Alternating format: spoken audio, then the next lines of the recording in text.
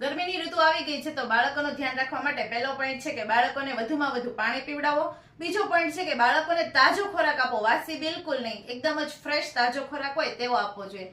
ત્રીજો ખોરાક છે કે ખાવામાં લીલા શાકભાજી અને ફળોનો ઉપયોગ વધારે કરવો જોઈએ. તેમાં તરબૂચ, ટેટી, સફરજન આવા બધા ફળોનો ઉપયોગ કરશો તો બાળકોની અંદર પાણીની અછત બિલકુલ નહીં વર્તાય.